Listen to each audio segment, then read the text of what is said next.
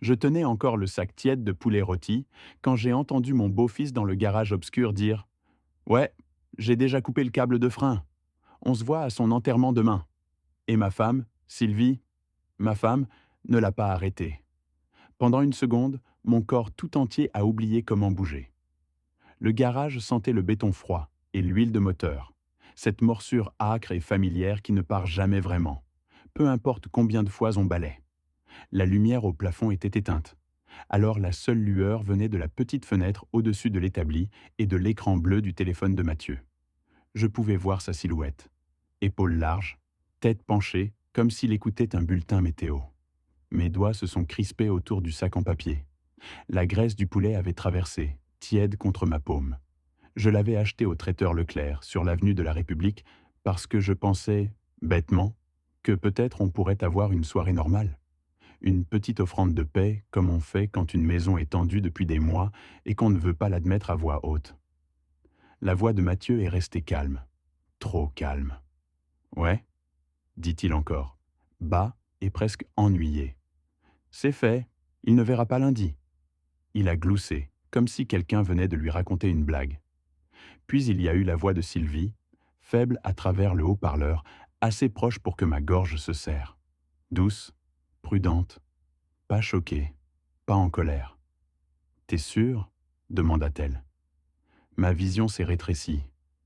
Cette seule question, t'es sûr, a frappé plus fort que la menace elle-même. Pas n'ose pas. Pas qu'est-ce qui ne va pas chez toi, juste vérifier que le plan était solide. Mathieu a bougé et j'ai entendu le tintement léger du métal sur l'établi. Il faisait probablement tourner quelque chose dans sa main. Un outil, une douille, quelque chose de tranchant. Je suis sûr, dit-il. C'est toi qui as dit que tu voulais que ça se termine. Il y eut une pause. J'ai attendu que ma femme prononce mon nom. Qu'elle dise: Mathieu, arrête. Qu'elle dise: Laurent a été bon avec nous. Qu'elle dise n'importe quoi qui ressemble à une conscience. Elle ne l'a pas fait. Elle a expiré dans le téléphone, et ça ressemblait à du soulagement. Demain, dit-elle. Fais juste attention. C'est à ce moment-là que mon estomac a chuté si fort que j'ai eu l'impression de rater une marche dans l'escalier. Je me suis reculé sans réfléchir. Ma botte a raclé le béton et mon cœur a cogné. La tête de Mathieu a pivoté d'un demi-centimètre vers la porte. J'ai retenu ma respiration si fort que ma poitrine me faisait mal. Il n'est pas venu chercher. Il est retourné à l'appel, la voix redescendant. Ouais, dit-il. Je t'envoie un SMS quand c'est fait. Je me suis glissé dehors comme un fantôme. Je n'ai pas claqué la porte. Je ne l'ai même pas laissée claquer. Je l'ai tirée jusqu'à ce qu'elle repose. Puis, j'ai marché vite, silencieux, autour du côté de la maison, l'air froid de décembre me coupant les joues. La nuit semblait trop normale. Des lumières de Porsche brillant le long de la rue. Le chien d'un voisin qui aboyait une fois, puis silence. Quelque part, une télévision hurlait à travers une fenêtre. Chanteloupe les vignes, Val d'Oise, faisant ce qu'elle fait toujours. Se coucher tôt, se réveiller tôt. Prétendre que les ennuis n'arrivent qu'aux actualités. Mes mains tremblaient si fort que j'ai failli lâcher mes clés. Je les ai fourrées dans ma poche et j'ai continué à marcher jusqu'à atteindre le trottoir. Puis je me suis retourné comme si j'étais juste un homme en promenade courte. Comme si je n'étais pas sur le point de vomir. La patience est mon outil. Cette phrase m'est venue comme le fait une vieille habitude. Je l'avais dite à des apprentis dans l'atelier de chauffage-climatisation quand ils précipitaient un boulot et dénudaient une vis ou cassaient un tuyau. Ralentis, leur disais-je. La patience est ton outil, tu l'utilises en premier. Maintenant, je devais l'utiliser sur moi-même, ou j'allais retourner là-dedans et faire quelque chose qui ruinerait le reste de ma vie. Je suis monté dans ma vieille berline, ma caisse de chantier, comme l'appelait Sylvie, comme si elle en avait honte, et je me suis assis là, moteur éteint. Mon souffle embuait le pare-brise. Mon téléphone était glissant dans ma main tremblante. Appeler la police. Mon pouce planait. Et puis la pensée suivante est venue. Pratique. Qu'est-ce que je dis? Bonjour, monsieur l'agent. Mon beau-fils a dit qu'il avait coupé mon câble de frein, et ma femme n'a pas objecté. Non, je n'ai pas d'enregistrement. Non, je ne les ai pas confrontés. Non, il n'y a pas encore de cadavre. Dans une petite ville, Un homme accusant sa femme et son beau-fils sans preuve devient rapidement une blague. Ou pire, on te colle l'étiquette instable, parano, vieux et confus. Mathieu sourirait et dirait: Laurent est stressé, il oublie des choses. Sylvie se tamponnerait les yeux et dirait qu'il était tellement fatigué ces derniers temps. Et puis il continuerait. Je ne pouvais pas laisser ça arriver. Alors j'ai fait la chose suivante de mieux. J'ai ouvert l'application d'assistance routière et j'ai appelé pour une dépanneuse. Le répartiteur semblait à moitié endormi. Adresse de prise en charge? J'ai fixé ma propre maison comme si elle appartenait à quelqu'un d'autre. Allez devant, dis-je. Ma voix est sortie stable, ce qui m'a surpris. Renault Kangoo Argent. J'ai besoin qu'elle soit remorquée ce soir. Elle roule? Non, dis-je, et ma gorge s'est serrée autour du mensonge. Problème de sécurité. Vous en avez besoin dans combien de temps? Dès que possible, dis-je. Puis, parce que je ne pouvais pas m'en empêcher, j'ai ajouté: S'il vous plaît. J'ai raccroché, et je suis resté assis là, écoutant le tic-tac silencieux de mon moteur qui refroidissait. Mes mains continuaient de trembler, mais mon cerveau courait déjà à travers ce qui importait. Preuves, dates, heures, gestes qui te gardent en vie. Mathieu, 32 ans, vivait en adolescent malgré nos 11 ans de mariage avec Sylvie. Il était devenu méchant, comme si le monde lui devait tout et j'étais le caissier refusant son dû. Il y a quelques mois, il voulait que je garantisse un prêt. J'ai refusé après avoir vu le taux d'intérêt exorbitant. Tu penses toujours que tu vaux mieux que moi. Je sais ce que fait la dette, avais-je répondu. Sylvie avait pris son parti silencieusement. Elle arrêtait de parler quand j'entrais, me faisait sentir que la paix était mon seul travail. Des phares ont balayé la rue. La dépanneuse. Le conducteur en bonnet est descendu, a regardé le Kangoo, puis moi. Il a frappé à ma vitre. C'est vous qui avez appelé? Oui, problème de frein, je l'emmène chez un ami. À cette heure? C'est important. Il a haussé les épaules. On va où? Argenteuil, rue Victor Hugo. Ça fait loin. Je paierai. J'ai regardé mon Kangoo monter sur le plateau. Ce véhicule était mien avant notre compte commun. Le conducteur m'a tendu les papiers. Signé ici. Mon stylo tremblait. Ça va, mec? J'ai fixé ma maison. Sylvie était probablement au canapé. Juste fatiguée. Mon téléphone a vibré. Sylvie, où es-tu? Mathieu, t'as bougé mon véhicule? Je n'ai répondu à aucun.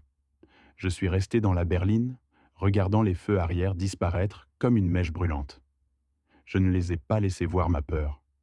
Je m'en suis occupé. Je suis resté assis, main sur le volant, sentant mon pouls. La maison semblait normale. La couronne que Sylvie mettait chaque année pendait à la porte. À l'intérieur, ils réécrivaient probablement déjà leur histoire. J'ai démarré lentement, comme pour chercher un café. L'air avait cette morsure hivernale d'Île-de-France. Je me dirigeais vers Argenteuil, chez Raymond Mercier, le père biologique de Mathieu. Raymond, ancien mécanicien de 35 ans, était la seule personne que Mathieu respectait. Si quelqu'un pouvait distinguer un câble de frein lâché d'un câble coupé, c'était lui. Si Mathieu avait fait ce que j'avais entendu, j'avais besoin de preuves solides, de réalité, de témoins. La patience est mon outil. Je continuais à voir Mathieu dans le garage, dire enterrement comme une réservation. Au feu rouge, j'ai regardé le sac de poulet, cette chose familiale devenue preuve d'une autre vie. La radio passait une pub pour l'entretien de chaudière, mon ancien monde. Le téléphone a vibré. Sylvie, rappelle-moi. Mathieu, où est le Kangoo? J'en ai besoin demain. Demain. Ce mot a frappé comme un marteau. Je n'ai pas répondu. Je traversais la Seine, me souvenant d'avant Sylvie, quand ma pire inquiétude était mon dos. Maintenant, à 58 ans, celle qui dormait dans mon lit me voulait enterrer. La rue Victor Hugo était une bande de commerce fatigués. Raymond vivait dans un pavillon en briques avec un drapeau français au porche. Je me suis garé. Mes mains avaient cessé de trembler. Quelque chose de calme et froid avait pris le dessus. La porte s'est ouverte avant que je frappe.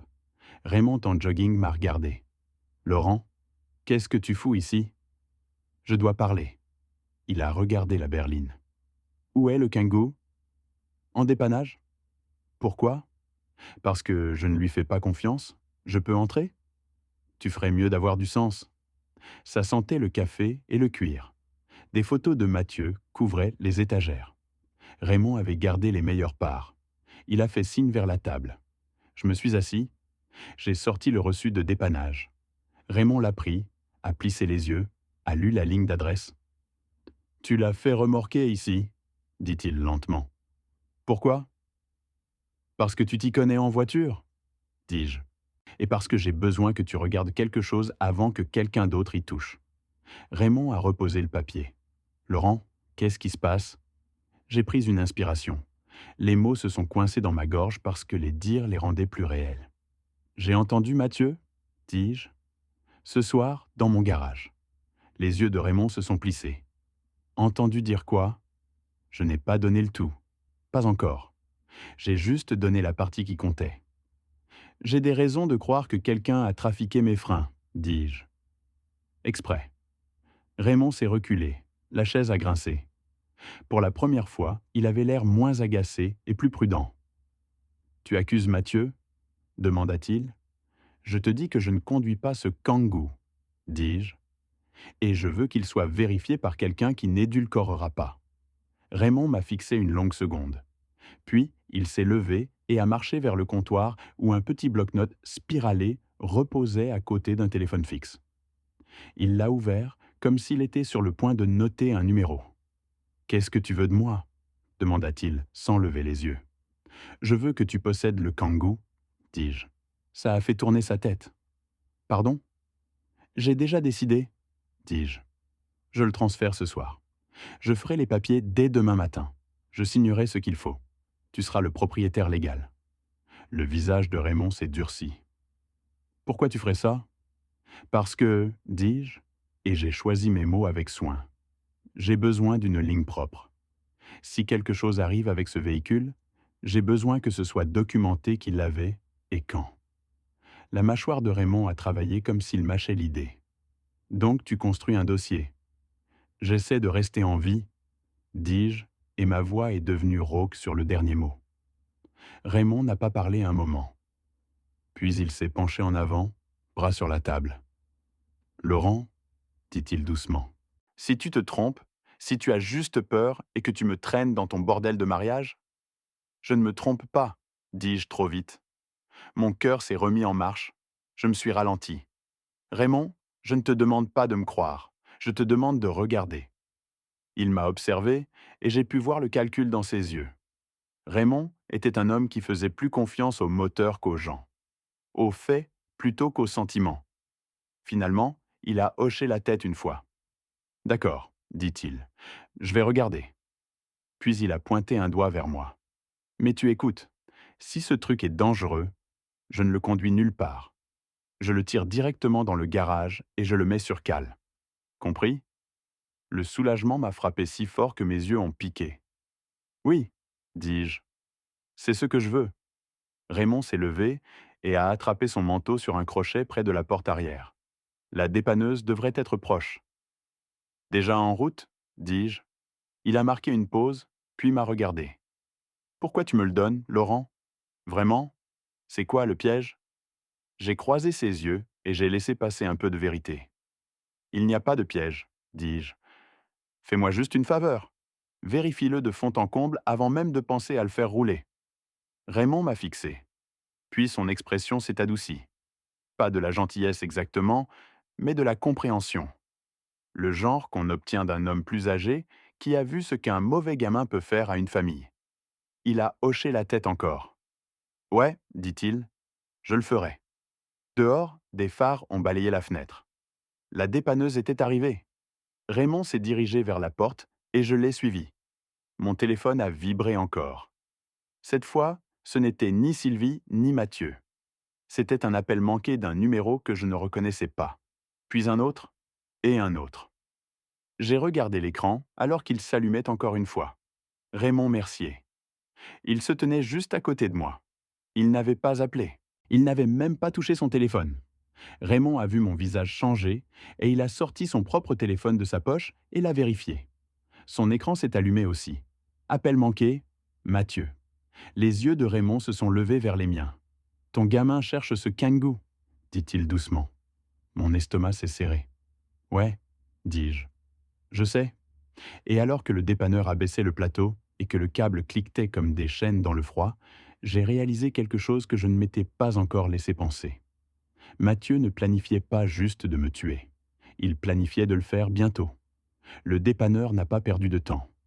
Il a reculé le plateau, le métal gémissant, les chaînes claquant fort dans le quartier silencieux. Raymond se tenait les bras croisés, regardant chaque centimètre comme s'il possédait déjà le camion, ce qui, d'une certaine manière, serait bientôt le cas. Je suis resté en retrait près de la berline, téléphone dans la main, pouce planant. Mon cœur battait trop vite encore, comme s'il voulait s'échapper et courir avant que je le fasse. Raymond a fait signe au conducteur. « Mets-le juste devant le garage, » dit-il. « Je m'en occupe après. » Le conducteur a hoché la tête. « Vous voulez que je le dépose ou que je le décroche à l'intérieur ?»« Dépose, » dit Raymond. Je ne le conduis pas d'un centimètre. Ces mots m'ont stabilisé plus que n'importe quoi d'autre cette nuit. Le Kangoo a roulé hors du plateau et s'est posé avec un choc lourd. Le dépanneur a fini ses papiers, a été payé et est parti, farce disparaissant dans la rue Victor Hugo. Comme ça, la rue est redevenue silencieuse. Raymond n'a pas perdu de temps. Il a ouvert le capot, attrapé une lampe torche et a fait glisser une planche à roulettes depuis le côté du garage. L'homme bougeait comme si la mémoire musculaire faisait la réflexion pour lui. C'était son langage.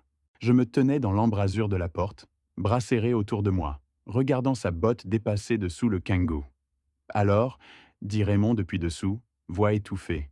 « Tu veux me dire exactement ce que t'as entendu ?» J'ai avalé. Il a dit qu'il avait coupé le câble de frein. Silence. Puis Raymond est sorti à moitié, s'est appuyé sur un coude et m'a regardé droit dans les yeux. « T'es sûr que c'est ce qu'il a dit ?»« Oui. » « Et Sylvie ?» Elle ne l'a pas arrêté. Raymond m'a fixé une longue seconde, puis s'est remis sous le camion sans un autre mot. Sa lampe torche balayait le métal, les tuyaux, les câbles. Je l'ai entendu marmonner pour lui-même, de petits demi-mots comme le font les mécaniciens quand ils réfléchissent. Mon téléphone a vibré encore. « Mathieu, pourquoi mon père appelle au sujet du Kangoo ?» Je n'ai pas répondu. Puis un autre SMS est arrivé, cette fois de Sylvie. « Laurent, s'il te plaît, ça devient n'importe quoi. » Ça devient n'importe quoi. J'ai éteint le téléphone et je l'ai enfoncé dans ma poche. Mes mains étaient glissantes de sueur, même dans le froid. Dessous le camion est venue une inspiration brusque. « Laurent, » dit Raymond. Sa voix était différente maintenant, tendue. « Viens voir ça. » Mes jambes se sont senties lourdes alors que je marchais et m'accroupissais. Raymond a incliné la lampe torche pour que je puisse voir. Je ne suis pas mécanicien, mais j'ai travaillé autour de machines toute ma vie. Je connais la différence entre usé et cassé, entre vieux et endommagé. Le câble de frein n'était pas effiloché. Il n'était pas rouillé.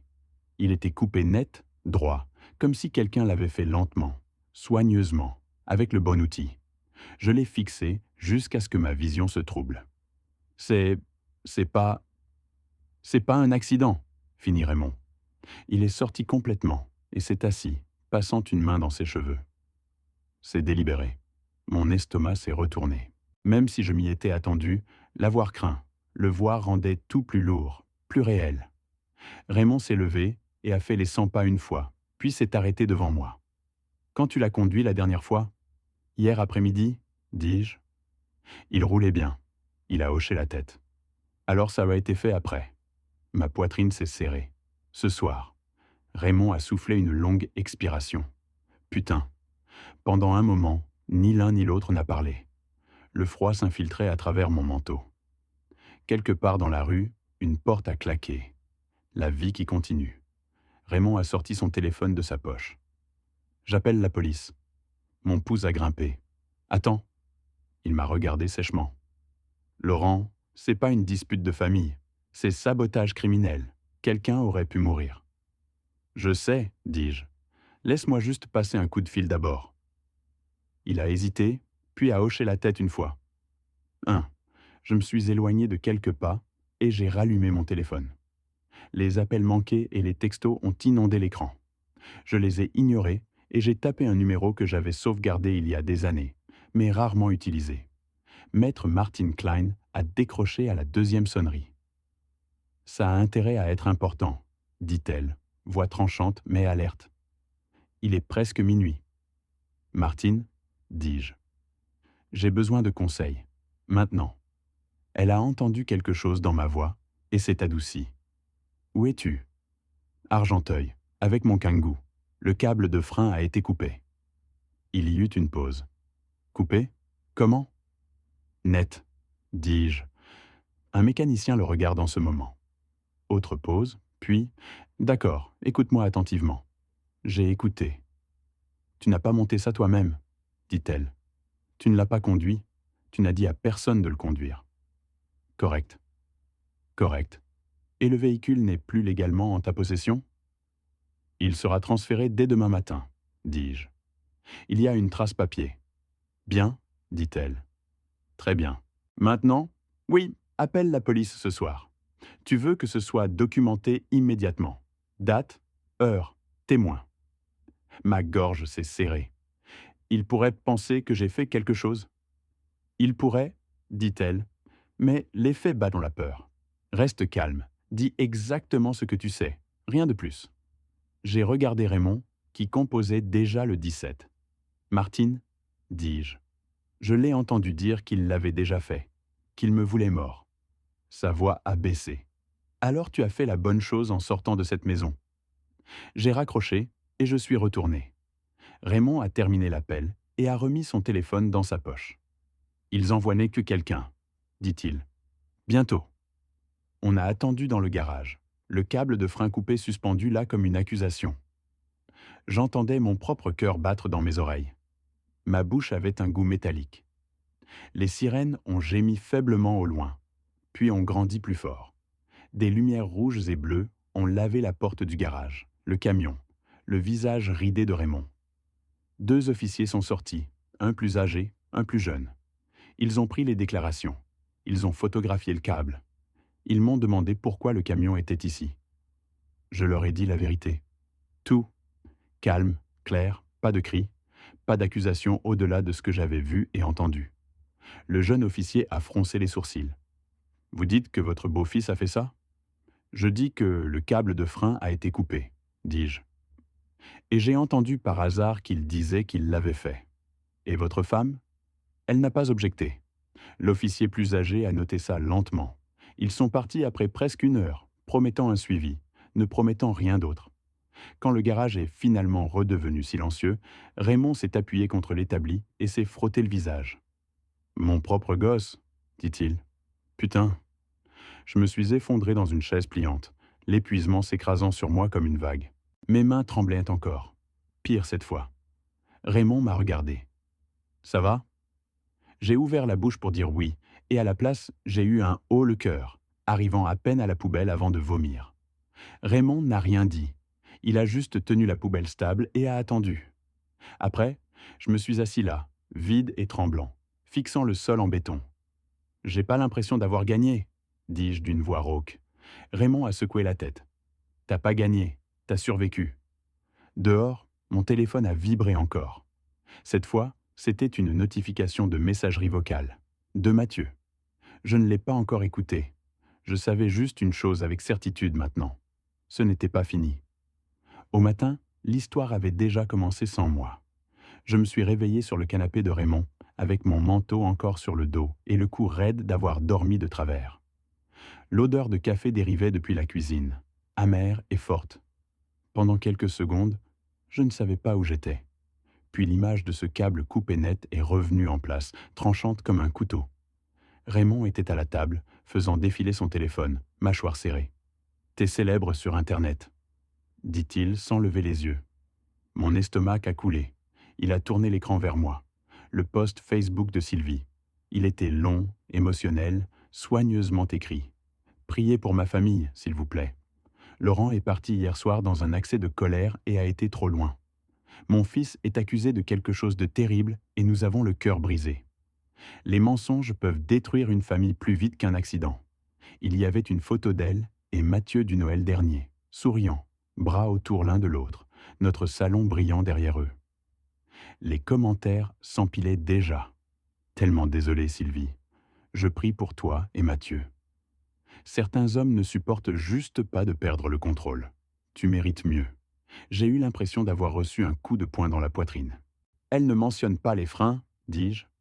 Non, répondit Raymond. Elle mentionne les sentiments. J'ai balancé mes pieds sur le sol, la tête battante. C'est comme ça qu'elle fait toujours.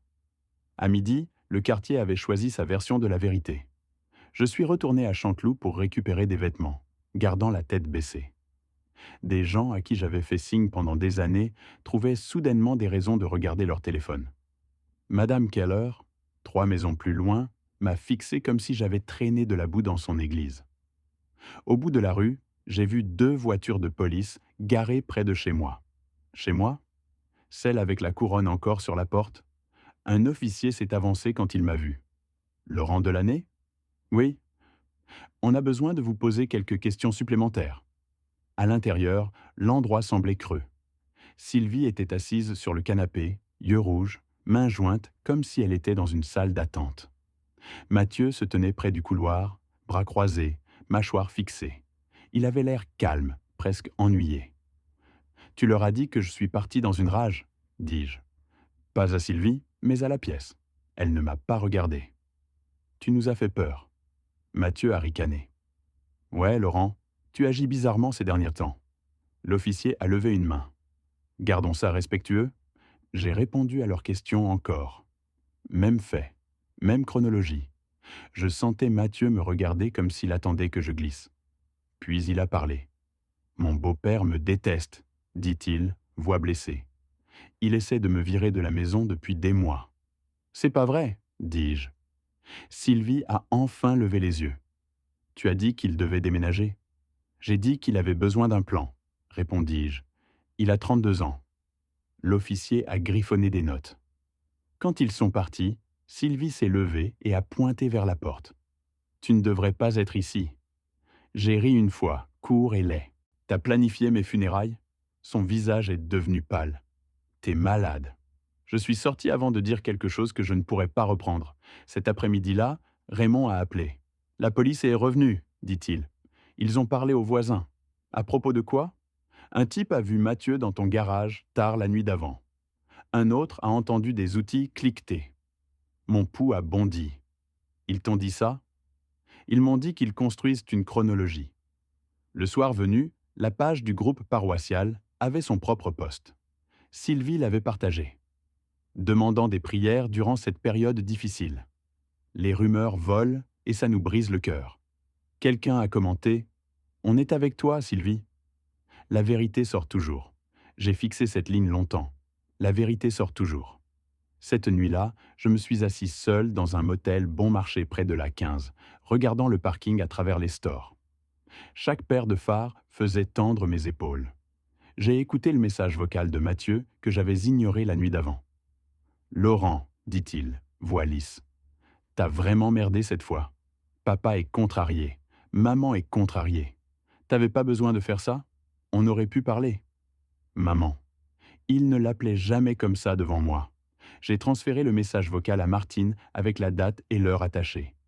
10 minutes plus tard, elle a appelé. « Bien, dit-elle. Ça aide. Ça aide à quoi? L'intention, répondit-elle. Dans le ton. Il n'est pas surpris. Il est agacé. Le lendemain matin, Bruno Arlon m'a appelé. On avait travaillé ensemble pendant des années avant que ses genoux le lâchent. Laurent, dit-il, tu vas vouloir entendre ça?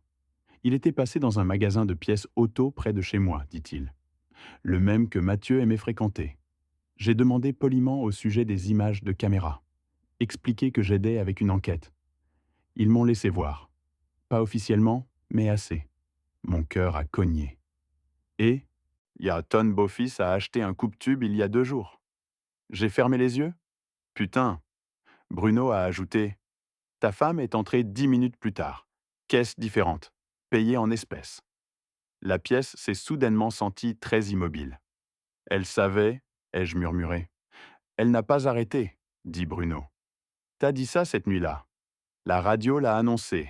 La police envisage des poursuites criminelles dans une affaire de sabotage de véhicules impliquant une famille de Chanteloup-Léving. Je me suis assis au bord du lit du motel, écoutant ma vie réduite à 30 secondes d'antenne. Pour la première fois depuis le garage, j'ai souri. Pas parce que j'avais gagné, mais parce que la vérité avait enfin une voix. Le tribunal de Pontoise trône, fatigué depuis 100 ans. Briques brunes, marches usées, sentant le vieux papier et la cire. Je n'avais jamais imaginé y entrer, portant la vérité sur ma famille comme un parpaing. Maître Martin Klein m'a rencontré devant, col relevé. Prêt? Non, mais je suis là. C'est la même chose. À l'intérieur, les voix rebondissaient. Un détecteur bipait. Dans un couloir, je les ai vus.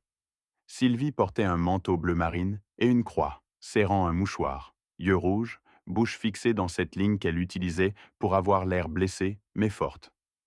Mathieu en chemise propre, cheveux peignés, visage calme. Il ressemblait à un candidat à un entretien, pas à un homme ayant saboté mes freins.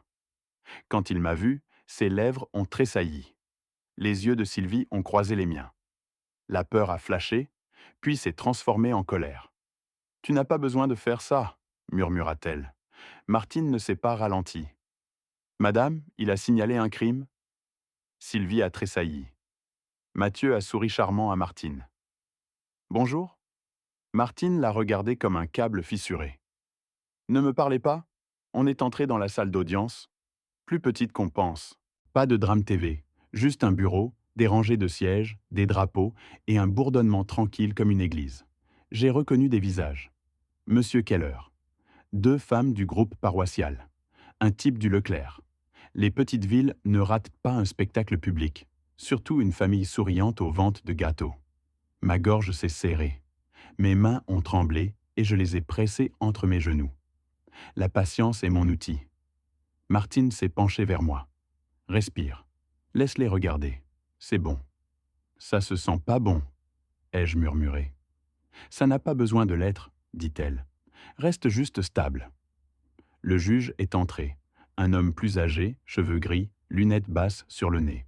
Il avait le visage de quelqu'un qui avait entendu toutes les excuses et savait déjà comment l'histoire se terminait. Tout le monde s'est levé, puis assis. Le procureur a parlé en premier. Puis l'avocat de Mathieu, un jeune type en costume brillant, s'est levé et a commencé à peindre son tableau. « Ceci est une dispute familiale, » dit-il. Un beau-père avec du ressentiment, un beau-fils bouc émissaire, une épouse prise au milieu. J'ai senti la chaleur monter dans mon cou. Sylvie s'est tamponné les yeux comme sur commande. Mathieu a fixé droit devant, calme comme une statue. Puis Martine s'est levée. « Avec tout le respect, » dit-elle, voix claire. Ce n'est pas du ressentiment. C'est un câble de frein coupé. C'est un reçu de dépannage. C'est une chronologie. C'est un adulte déclarant qu'il a entendu par hasard un plan pour le tuer, et c'est corroboré par des preuves matérielles. Le juge a fixé par-dessus ses lunettes. « Nous sommes ici pour une audience préliminaire, » dit-il. « Pas un sermon. Mais je vais entendre ce que vous avez. » Martine a hoché la tête une fois. « Oui, monsieur le juge. » Le procureur a appelé le premier témoin, un technicien ayant examiné le câble après la saisie du Kangoo chez Raymond. Pas dramatique. Pas besoin. Il a décrit la coupe. Nette, droite, sans corrosion ni usure. Une coupe à l'outil. Les portes du tribunal ne ressembleront pas à une fin. Juste une porte vers la même tempête, d'un autre côté. Dehors, le vent coupait. Les dames de la paroisse évitèrent mes yeux. L'une, à qui j'avais aidé à porter des courses, s'est détournée comme si j'étais contagieux. Raymond fixait le parking, voulant frapper quelque chose. Martine est descendue vite. « Ne retournez pas à la maison. » « J'avais pas prévu. » « Bien. Non-contact signifie non-contact. Laissez la police gérer Mathieu. L'avocat gérer Sylvie. Le mot divorce a atterri lourdement. Mon second mariage, le plus calme, avait failli se terminer par des funérailles. Raymond a expiré. J'arrive pas à croire mon gosse. Martine l'a regardé. Croyez-le, puis agissez. Elle s'est tournée vers moi. Laurent, il y aura un retour de bâton. On dira que vous l'avez piégé, que vous exagérez. Ne disputez pas avec Internet. J'ai presque ri. J'ai 58 ans. Je connais même pas mon mot de passe Facebook. La bouche de Martine a tressailli. Bien, continuez. Raymond m'a ramené au motel. On a dépassé des choses familières soudainement irréelles. La station Esso, une banderole de football, le panneau d'église. La joie est un choix. Je voulais leur dire de mettre à jour. La joie est un choix, sûr, mais le mal aussi. Au motel, j'ai fixé mes mains. Les tremblements s'étaient arrêtés, mais mon corps se sentait essoré. Cet après-midi, l'inspecteur a appelé. Monsieur Delaney, nous avons perquisitionné pour des outils cohérents avec la coupe. Nous avons collecté la vidéo du magasin. Je sais, mon ami a aidé. Nous traitons cela sérieusement. Votre décision a probablement empêché un décès. Un décès. Pas votre mort, mais c'est ce qu'il voulait dire. Ma poitrine s'est serrée. Pas de peur, de la prise de conscience de combien j'étais passé proche. Cette nuit, je n'ai pas dormi. Je voyais le garage, l'obscurité, la lueur du téléphone de Mathieu. Sylvie demandant s'il était sûr. Vers 3 heures, mon cœur s'est emballé, mes mains engourdies. Je pensais faire une crise cardiaque. Je me suis assis sur le sol de la salle de bain, dos contre la baignoire, respirant superficiellement, essayant de ne pas paniquer. La patience est mon outil. Je l'ai murmuré comme une prière, encore et encore. Au matin, j'ai pris rendez-vous aux urgences. Je détestais le faire. Les hommes de mon âge feront n'importe quoi pour éviter de s'asseoir dans une salle d'attente pleine d'étrangers, qui toussent, mais je ne faisais plus confiance à mon corps. L'infirmière a pris ma tension et a levé les sourcils. « Sous stress ?» demanda-t-elle. J'ai ri une fois. Sec. On peut dire ça. Le médecin m'a dit que mon cœur allait bien, mais que mes chiffres étaient élevés. Il m'a dit de couper la caféine, de dormir, et cette partie m'a donné envie de lever les yeux au ciel, de réduire le stress. Bien sûr, dis-je, je vais juste lui dire d'arrêter. Il n'a pas ri, il m'a juste regardé comme s'il avait vu cette blague exacte 1000 fois. Monsieur Delaney, dit-il doucement, le stress peut vous tuer si les gens ne le font pas. Cette phrase est restée avec moi. Au cours de la semaine suivante, les choses ont avancé en étapes officielles lentes. Papier, coup de fil, Martine qui prenait des nouvelles, l'inspecteur qui me mettait à jour, Raymond qui appelait avec des mises à jour courtes et tranquilles, comme s'il ne se faisait pas confiance pour parler trop longtemps sans craquer. Sylvie a essayé de me contacter 2 fois. Une fois avec un message vocal qui commençait par des sanglots et se terminait par de la colère. Une autre fois par un ami commun de l'église qui m'a laissé un message disant que Sylvie voulait juste une fermeture. Une fermeture ? Comme si elle avait égaré un pull. Pas essayé d'assister à mes funérailles. Martine m'a dit de ne pas répondre. « Ouais, le silence est une frontière, dit-elle. Et les frontières sont ce qui vous a gardé en vie. » 2 semaines plus tard, je suis retourné à la maison avec un agent pour récupérer le reste de mes affaires. Entrer ressemblait à entrer dans une exposition de musée sur ma propre vie. Mes bottes sur le parquet sonnaient trop fort. L'air tenait toujours l'odeur de bougie à la vanille de Sylvie, mélangée avec la faible odeur de lessive. Le salon avait l'air pareil. Photos de famille, canapé, couverture pliée juste comme il faut. Mais maintenant, tout avait l'air mis en scène, comme un décor. Sylvie n'était pas là. Martine avait arrangé ça. Mais j'ai vu des preuves d'elle partout. Un torchon à vaisselle accroché proprement, une tasse dans l'évier, son écriture sur un post-it, appelé plombier. J'ai porté des cartons dehors pendant que l'agent se tenait là, poli et ennuyé, comme s'il avait fait ça 100 fois. J'ai trouvé la vieille boîte à outils de mon père au sous-sol, celle que j'avais héritée quand il est mort. Le poids dans mes mains a fait serrer ma gorge.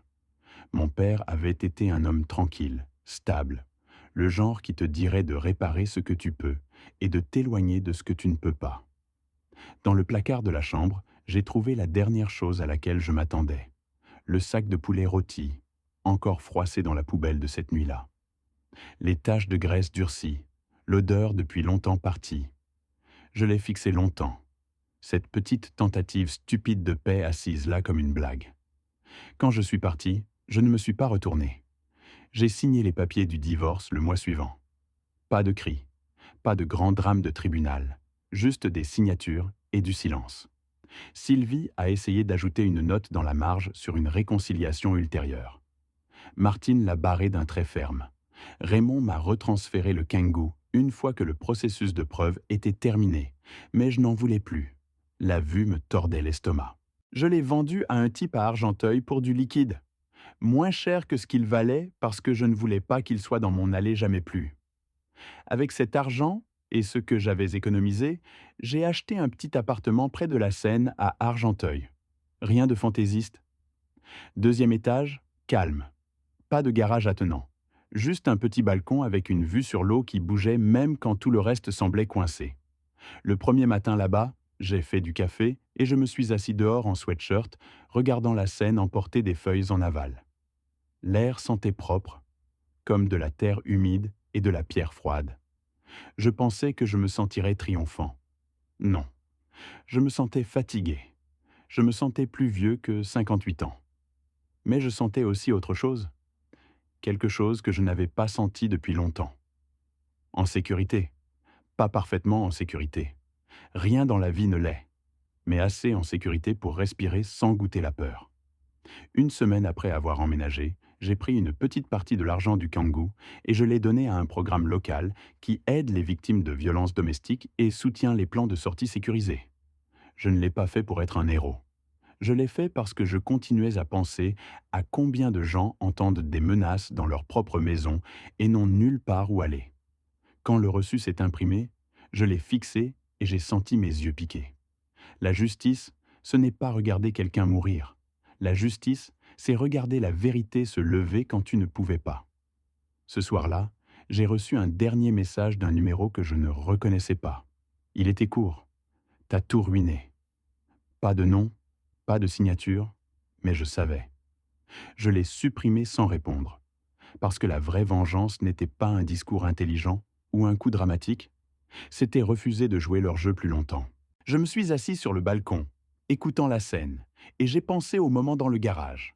La lueur du téléphone de Mathieu, la cruauté calme dans sa voix, le silence de la femme en qui j'avais eu confiance. Si vous tirez quelque chose de mon histoire, tirez ceci. Faites confiance à votre instinct, pas à votre fierté, pas à votre espoir, pas à la version de quelqu'un en qui vous voulez croire. Votre instinct. Et si vous entendez quelque chose dans votre propre maison qui vous glace la peau, ne l'ignorez pas. Bougez intelligemment. Documentez. Obtenez de l'aide. Dites-le à quelqu'un en qui vous avez confiance. Je n'ai pas crié. Je n'ai pas frappé. Je me suis écarté et j'ai laissé la vérité faire les coups. Si cette histoire vous est restée, si elle a touché près de chez vous d'une quelconque manière, partagez-la avec quelqu'un qui pourrait avoir besoin de l'entendre. Et si vous voulez plus d'histoires vraies, comme celle-ci, des histoires de survie, de vérité et de justice, restez dans le coin, abonnez-vous et gardez les yeux ouverts là-dehors. Parce qu'à notre âge, la sagesse n'est pas juste de savoir ce qui est juste, c'est de savoir quand quelque chose ne va pas. Merci d'avoir écouté mon histoire. Si elle t'a touché, laisse un like, écris en commentaire ce qui t'a le plus parlé et abonne-toi à la chaîne. Beaucoup d'autres histoires arrivent. Ce n'est pas la fin de la mienne, c'est seulement le début de quelque chose de meilleur.